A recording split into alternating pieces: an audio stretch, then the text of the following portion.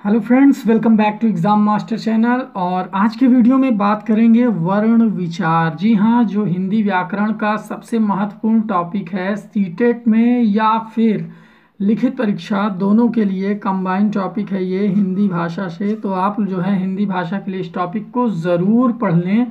तो अगर वर्ण विचार की हम बात करें तो अब तक मैंने आपको गद्य और पद्य हिंदी अंग्रेजी दोनों बता दिया है कैसे करना है। अब आज से ये पहला लेक्चर है वर्ण विचार पर, तो इसे ध्यान से देखिएगा।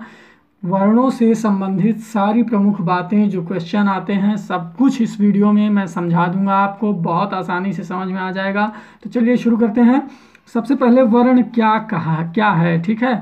तो वर्ण जो है वो वर्णमाला से बनता है, ठीक है। तो वर्णों के समूह या समुदाय को आप वर्णमाला कह सकते हैं। हिंदी में वर्णों की संख्या जो है वो 52 है, ठीक है। और हिंदी वर्णमाला को दो भागों में व्यक्त किया गया है। इसके दो भाग हैं, स्वर और व्यंजन। जी हाँ, ये दो भाग हैं हिंदी वर्णमाला के, फर्स्ट सेकंड, स्वर और व्यंजन। जी हाँ, स्वर उन्हें कहते हैं कि जिन ध्वनियों के उच्चारण में हवा मुख विवर से अबाध गति से निकलती है उन्हें स्वर कहते हैं, ठीक है। ये स्वर भी जो है 3 प्रकार के होते हैं, मैं आपको बता दे रहा हूँ। स्वर के 3 प्रकार कौन कौन से हैं? मूल स्वर, ठीक है, और दूसरा जो प्रकार है वो है संधि स्वर, और तीसरा जो प्रकार है आप लोग नोट्स बना सकते हैं इस वीडियो से देख करके, प्लुत स्वर, ठीक है, प्लुत स्वर। तो इस तरह से ये स्वर के 3 प्रकार। मूल स्वर वे स्वर होते हैं जिनके उच्चारण में अन्य स्वरों की सहायता नहीं लेनी होती, जैसे छोटा आ, छोटी ई, छोटा ऊ और री, ये मूल स्वर होते हैं। संधि स्वर वे स्वर होते हैं जिनका उच्चारण में मूल स्वरों की सहायता लेनी पड़ती है, ठीक है। इसमें दीर्घ स्वर आते हैं, जैसे बड़ा आ, बड़ी ई, है ना, और इस तरह ए और आओ। तो ये जो है मूल स्वर से मिल करके संधि स्वर बनते हैं। और प्लुत स्वर मैं आपको बता देता हूँ, जिनके उच्चारण में दीर्घ स्वर से भी अधिक समय लगता है, प्लुत स्वर होता है। जैसे ये निशान आपने देखा होगा, ये निशान जो है जैसे राम और फिर ये करके माँ, ठीक है। तो इस तरह से प्लुत स्वर होता है। अब अगर हम बात करें स्वरों के उच्चारण की, अभी तो ये स्वर है, अब अगर इनके उच्चारण की बात की जाए तो उच्चारण स्थान की दृष्टि से स्वर को 3 भागों में या 3 वर्गों में विभक्त किया जाता है। पहला आपका आता है अग्र स्वर, लिखते जाएंगे आप लोग, नोट्स बना लीजिए, मध्य स्वर, और तीसरा जो आता है वह है पश्च स्वर, ठीक है। अग्र मतलब आगे, मध्य मतलब बीच, और पश्च मतलब पीछे, ठीक है। तो ये 3 प्रकार के हैं, ठीक है। अग्र स्वर यानी जिन स्वरों के उच्चारण में जिह्वा का अग्रभाग ऊपर उठता हो, ठीक है, वो अग्र स्वर कहलाते हैं। जैसे छोटी ई, बड़ी ई, ए और ऐ। इस तरह मध्य स्वर होता है जिन स्वरों में उच्चारण में जिह्वा समान अवस्था में रहती है, मध्य स्वर होते हैं। समान मतलब कोई परिवर्तन नहीं होता है, जैसे छोटा आ। और पार्श्व स्वर उन्हें कहते हैं जिनमें उच्चारण में जिह्वा का पश्च भाग ऊपर उठता है, वे पश्च स्वर कहते हैं। जैसे बड़ा आ, ऊ, ओ और आओ। तो ये हो गया स्वरों का उच्चारण। अब अगर हम बात करें व्यंजन की, ठीक है, तो व्यंजन क्या है? वे ध्वनियाँ जो बिना स्वरों की सहायता के उच्चारित नहीं हो सकती व्यंजन कहलाती हैं। जैसे आधा का और माँ मिलकर के का, तो ये होता है आपका व्यंजन, ठीक है। व्यंजन भी आपका कई प्रकार का होता है। अगर मैं इनके प्रकारों को यहाँ से आपको समझाऊं तो व्यंजन का जो पहला प्रकार है वो है स्पर्श व्यंजन। ध्यान से देखें और नोट्स बना लें आप लोग प्लीज़, ये लिखते जाएं। स्पर्श व्यंजन आप लोग देख लें, ठीक है, और जूम कर दे रहे हैं। और दूसरा है अनुनासिक व्यंजन, अनुनासिक, ठीक है। तीसरा में आता है आपका अंतस्थ, अंतस्थ व्यंजन। चौथा जो प्रकार है वो है ऊष्म व्यंजन, ठीक है। पांचवा प्रकार है उत्क्षिप्त, उत्क्षिप्त व्यंजन। और छठवां प्रकार है आपका व्यंजन का संयुक्त व्यंजन, ठीक है। अब चलिए मैं एक एक करके आपको समझा दे रहा हूँ। स्पर्श व्यंजन क्या होता है कि जिन व्यंजनों के उच्चारण में जिह्वा का कोई ना कोई भाग मुख के किसी ना किसी भाग को स्पर्श करता है वह व्यंजन कहलाता है। का से लेकर के माँ तक जो 25 वर्ण हैं वो इसमें आते हैं स्पर्श व्यंजन में, ठीक है। यानी अनुनासिक व्यंजन क्या होता है?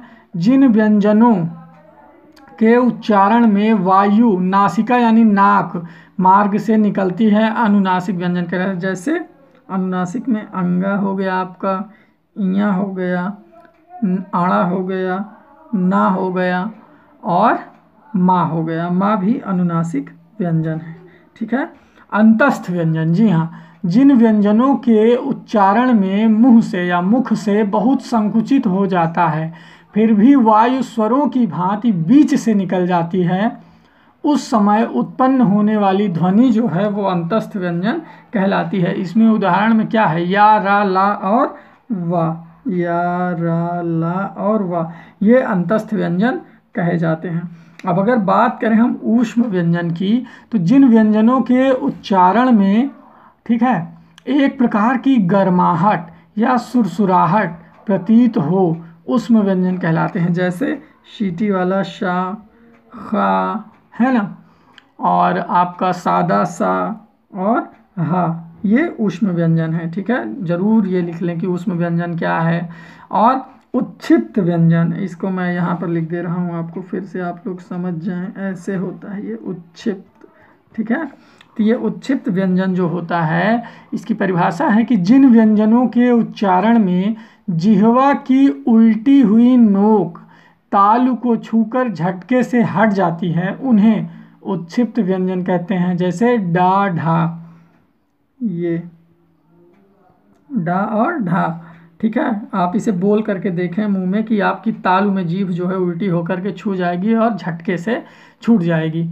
संयुक्त व्यंजन, जी हाँ, बहुत ज़रूरी है संयुक्त व्यंजन, जिन व्यंजनों के उच्चारण में अन्य व्यंजनों की सहायता लेनी पड़े संयुक्त व्यंजन कहलाते हैं। जैसे क्षत्र ज्ञा, क्षत्र ज्ञा, है ना, और श्री वाला, इसमें जो आपका है वो आधा का और ये मिलकर केक्षा बनता है। त्रा में आपका आधा ता और रा प्लस रा, ठीक है। ज्ञा में आपका जा और ञा, ञा, ठीक है।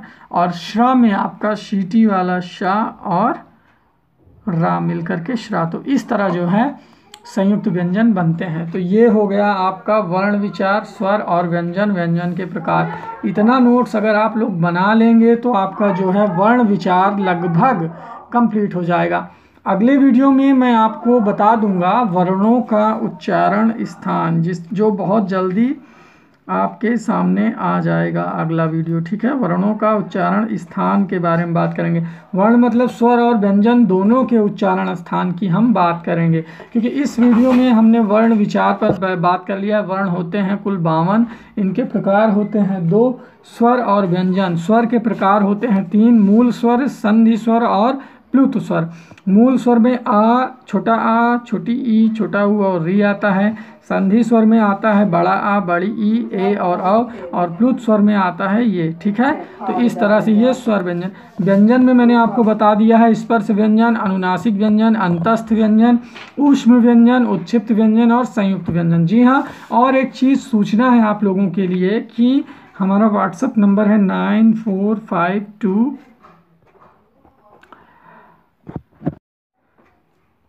267492। जी हाँ, 94 52 26 74 92, ये व्हाट्सएप नंबर है। आप जो है इस पर ऐड हो जाएं। यहाँ पर 2 स्पेशल ग्रुप बना है, ठीक है, एक सीटेट के लिए, एक रिटन के लिए। जी हाँ, तो आप जिसमें चाहें, सीटेट की तैयारी कर रहे हों या रिटन की, 500 रुपये फ़ीस है। आपको सारे नोट्स मिल जाएंगे सिर्फ 500 रुपये में। बढ़िया टॉपिक वाइज पढ़ने लायक नोट्स जो आपको कंफ्यूज नहीं करेंगे, आपके सिलेबस से संबंधित होंगे। साथ ही आपको मिलेंगे प्रैक्टिस सेट, जो कि बहुत ज़रूरी होता है किसी भी परीक्षा में अपने आप को आंकने के लिए। प्रैक्टिस सेट बहुत ज़रूरी होता है। तो अगर आपको ये सारी चीज़ें चाहिए, हमारे साथ एकदम क्रमबद्ध तैयारी, बिना किसी कोचिंग के करना चाहते हैं तो सिर्फ छोटी सी फीस 500 रुपये जमा करके आ जाएं, ज्वाइन करें। Thank you so much. इसी तरह लेक्चर और वीडियो के थ्रू हम आपका सारा सिलेबस कवर करेंगे और स्पेशल ग्रुप में आपको नोट्स देंगे, तो आप लोग आ सकते हैं। आप सभी का स्वागत है। Thank you so much. Like the video, subscribe the channel and comment if you have any confusion.